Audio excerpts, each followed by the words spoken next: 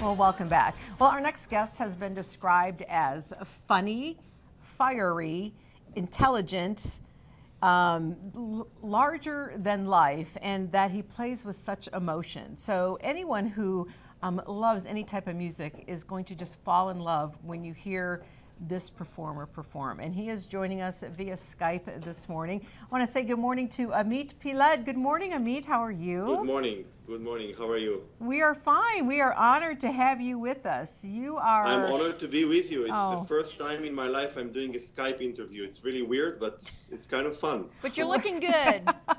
Thank you. Well, we are just honored to have you here, and you're going to be in Kearney performing at the Merriman Performing Arts Center, but we wanted our audience to get to know you a little bit more personal before they see you perform on stage.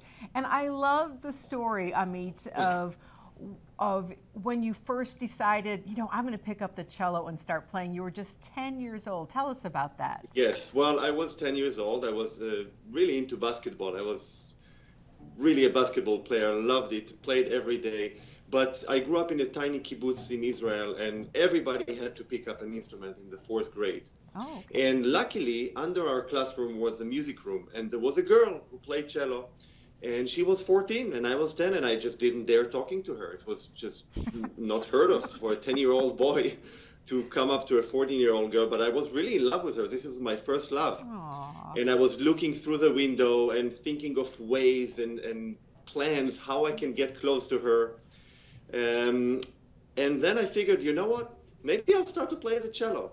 And if I do, I thought that I'll have lessons with her, I'll go on the school bus with her, I'll play duets with her. Everything was planned, you know, the entire life together. And of course, nothing of it happened, besides the fact that I'm stuck with this guy until today. Well, lucky she was there, because otherwise you may, who knows what instrument you may have picked up. Yeah, and actually, a nice story is that she moved to London afterwards, and I played a few years ago, and she came to the concert with her husband. And as an encore, I dedicated the encore to her, and I told the public the story, and it was very emotional. It was just a way for me to thank her for for punishing me being a musician all my life. I would have been crying my eyes out. That is so, so sweet. So did you practice as much as she did? Well, I actually practiced more, and apparently I was more talented. I didn't know that, but the teachers thought so, and they sent me from this tiny kibbutz, agriculture-based kibbutz, to the big city. It's like going to New York from Vermont or something. I had to take 3 buses and once a week for 3 hours going on buses to have lessons in Tel Aviv, which is a big city in Israel. And that was when I was 14. Basically, a local teacher, flute teacher in our tiny community, took up my parents aside and said, "Look, your son is talented. If we don't take him out of here, it'll be too late." And I was crying. I didn't want to leave. I was happy. I played basketball and I did this thing for fun. Wow. I was never told to practice. I enjoyed it as much as I enjoyed anything else back then. But then I moved to Tel Aviv to study with a real teacher, and from that moment on, it's history. Well, and I want to show a clip to our audience, speaking of teachers, because you are now a teacher and you are playing with some of your students. Let's take a look at that.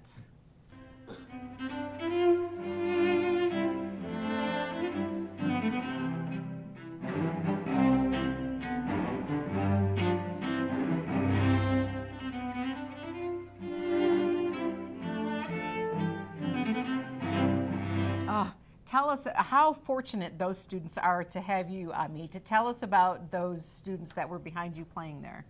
Well, first of all, I'm the fortunate one, because you cannot imagine how much pleasure it is to take a seed, 18-year-old seed, and to water it for 4 years and to see how it blossoms. It's such a joy.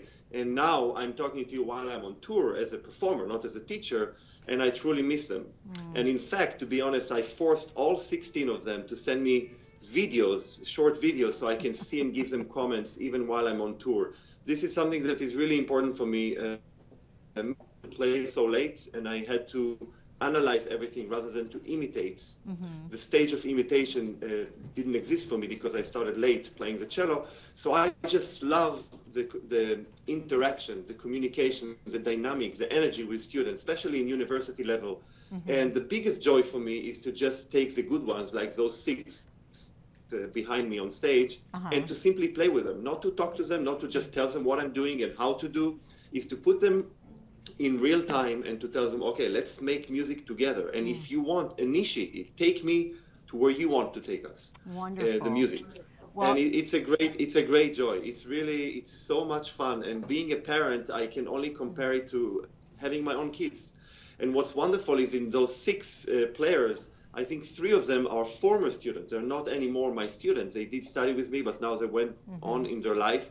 And it was such a joy to bring them back to Peabody, to Johns Hopkins, where I teach, and to have this concert together and to see how they are musicians by their own self, and how great they are, and how wonderful it is to go with them with their ideas. Well, if you stay with us, Amit, we're going to come back and we're going to share the story of that beautiful cello that you have with you right now and share that with our audience. Okay. So stay We'll with wait us. for you. We'll be right back, Okay. friends.